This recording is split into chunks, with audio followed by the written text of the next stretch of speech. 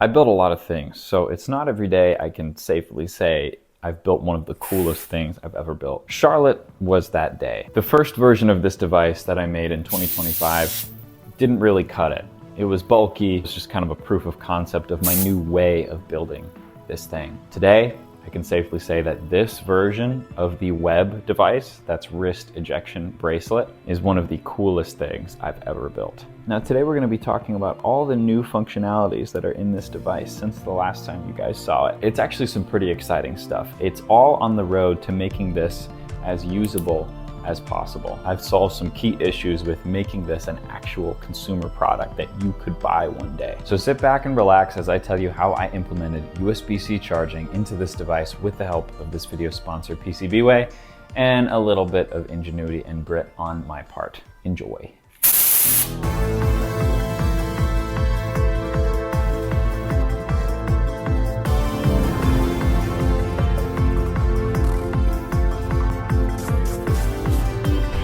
So if you're new here, hi, I'm Will. I make videos every week detailing innovations I'm working on for my company, Dragline Dynamics. And today we're going to take a big step towards making an electronic consumer product that is very similar to some of the high-tech projects I've made in the past, but with one unique feature. It might not seem like a lot, but it's kind of a big deal for me, and that is USB-C charging. If you look back at a lot of the projects I used to make, battery charging and general usability by someone who isn't me wasn't a huge issue on my mind, but now that I want to distribute my inventions to other people, kind of has become a big deal. Today, I've finally done that with this new version of the wrist ejection bracelet, or web. Let's take a look at how it's done. Now, the CAD I had to do for this design was some of the hardest I've ever had to do. Fitting the electronics into a bracelet this small is quite difficult, but eventually I got everything snug and in its place. A little battery compartments for all the different circuit boards that I need, and I managed to make it fit with the existing solution for adjustability that I came up with last week. You can also see it's much smaller than the previous iteration of this device. That's largely due to the use of a smaller battery, but there are other smaller things I was able to cut down on as well. And with this design done, it was time to print it and put it all together.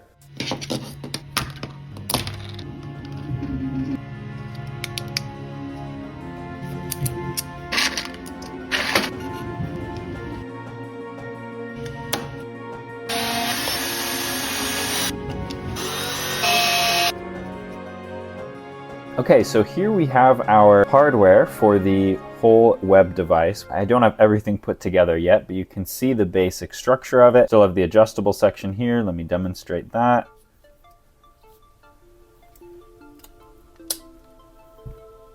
Just like that. It goes on pretty easy. Now the main thing I want to point out with the new hardware is that we have this differently angled pivot. On the previous version, you may have seen that this pivot was just oriented sort of at just a vertical angle here. What I've done with this new version is orient it so that the line of rotation for this lever is perpendicular to the line between the point of action of this lever and the nozzle, which is what this lever interfaces with. I think that should cut down on a lot of the rotations that we were experiencing before. What ended up happening was this big lever would just end up twisting in this direction instead of actually pressing down on the valve. Other than that, we just have a newly placed power button here. I think it's much more easy to assemble than the previous version. A compartment for the battery here and a compartment for the main electronics here. Even the motor interface is a little bit more covered than before. Not that much, but a little bit more. So all that's left is to assemble the electronics into this device, and that brings us to the sponsor of today's video, PCBWay. Now you've already seen this circuit board. It's old news. Well, I mean, not really. It's still a super advanced microcontroller with a built-in LED, motor driver, voltage regulator, all these cool connectors for interfacing between things, and it has this cool curved shape. But you guys have seen this from me in many, many videos, and of course it is going to be the thing that powers the web device because it's curved, it can fit within the wristband. I call this the arc controller because it's in the shape of an arc, and PCBWay did all of the turnkey assembly for me on this board. All I had to do was design it in KiCad and send it off to them, and I just think it's beautiful. Today what I'm doing is I'm actually implementing a new feature for this web. And in fact, this feature is new for me amongst all the devices that I've ever made in my entire life, and that is USB-C charging. So PCBWay has given me this charge controller. I got it made again with the purple solder mask from the deal that was going on from September to October, but I've used a yellow silkscreen text, and I think that yellow looks pretty good on the purple. You can see the difference between the yellow and the white here. And this is our battery charge controller. It uses a special chip to control the charging of a single 3.7 volt LiPo. Now, I've come up with a way that this can all work, and it has to do with the same diode circuit that we looked at a couple weeks ago when we were talking about the upgrades to this device. But before we put all of that inside this device, we really need to breadboard it to make sure it all works properly. Now, we did talk about last week how even though I previously used two 3.7 volt LiPos in series that make 7.4 volts for this device, I realized that a 3.7 volt LiPo should be able to do the job, and so I'm going to go with that. Now, this 3.7 volt LiPo is pretty small. It only has a capacity of 150 milliamp hours, and that might not seem like a lot, but according to my calculations for this device, I estimate that this battery should allow the device to complete at the very least 100 firings before it dies, and that should be more than enough. I think the pressure vessel would run out before the battery runs out, which is essentially what we want. So let's take a look at the parts we're going to use when breadboarding this device's electronics. First of all, we've got that ARC controller from PCBWay. Second of all, we've got that charge controller from PCBWay. Now, if you want to check out the link in the description below, you can get $5 off PCBWay's amazing services. That's PCB manufacturing, CNC machining, and 3D printing services. Be sure to check them out. They've made my life a million times easier when it comes to prototyping. Now, we've also got a DC motor, a force-sensitive resistor, that 150 milliamp hour 3.7 volt LiPo, a simple diode, a 1.25 millimeter JST connector with a single wire, a 1.25 millimeter JST connector with two wires, and a 1.25 millimeter JST connector with 3 wires. Then we've got a 1S connector to connect to the LiPo cell, a simple push button switch, and a handful of extra wires just in case we need them. Now, the first thing I'm going to do is put this diode onto the charge controller, and that'll be the same as the diode that we looked at a couple of weeks ago. That diode goes downstream from the 3.7 volts from the LiPo to the 5 volt port on the ARC controller. That's what this middle hole is on this board. Now we've got some of our other power lines connected here. These power lines include USB power and 5 volts. And finally, we have our single wire, which measures the status pin on the charge controller.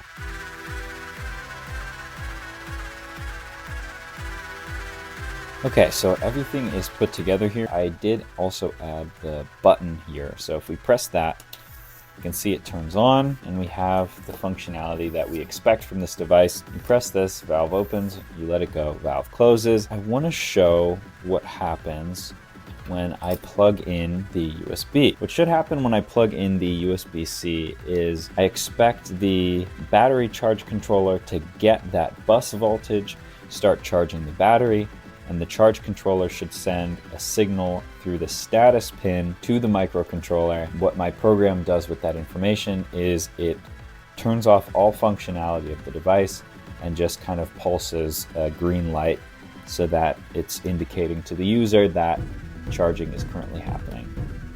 And it looks like it is indeed working properly. Now, before putting this in the main device, I hooked up a voltmeter to the LiPo while it was charging.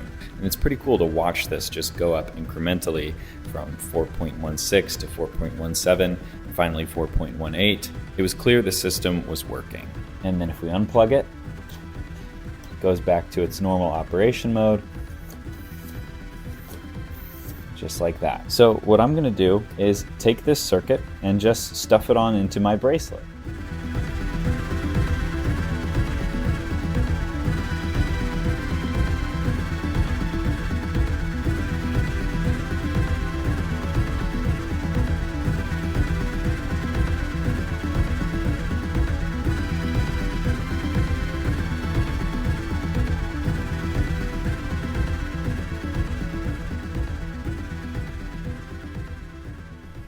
So here we finally have the fully assembled new version of the web device. And so you simply just put it on this way, like that, and then close it up, adjust it to your needs.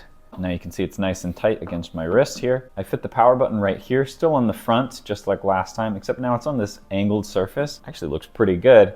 So you press that, does an automatic cycle to close the valve if the valve is open. You can see we have this blue light here. The printing didn't turn out super well on this panel because it's so thin. That's a pretty easy solution. So it leaves this kind of organic light pattern, which is pretty cool in my opinion. You've got the fill port here, just as always, and you've got this metal pressure vessel. That is also courtesy of PCBWay. You might be wondering where the trigger is, and that's where this port comes into play. And I actually have a simple FSR trigger right here with one of those 1.25 millimeter JST ports. And all I have to do is plug that in right here, and we have a working device. So the main new feature of this device this week, again, is USB-C charging. The USB-C port, that's for both programming of the microcontroller and for charging, actually is accessible at the end of the bracelet right here. So you actually have to open the bracelet and then it's on the edge right here. So of course, in terms of charging the actual fluid content of this device, of pressurizing it with a refrigerant propellant, you can't do that with USB-C, obviously. And all I have to do is open that up and let it flow in there. It does require some shaking. So this is the part that Damien and I are working on next, because this is the next key hurdle for usability, is that we don't want users to have to just do this when they're refilling their device even with whatever payload you need, because how do you get some other thing in here, like web fluid, for example, or whatever you might need into this bracelet? And we're pretty close to a solution.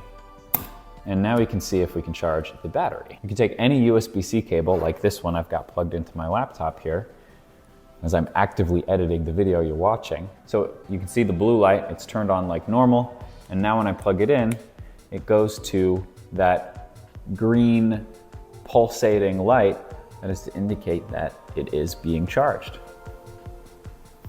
And then when you want to unplug it, just unplug it, and it goes right back to its normal operation.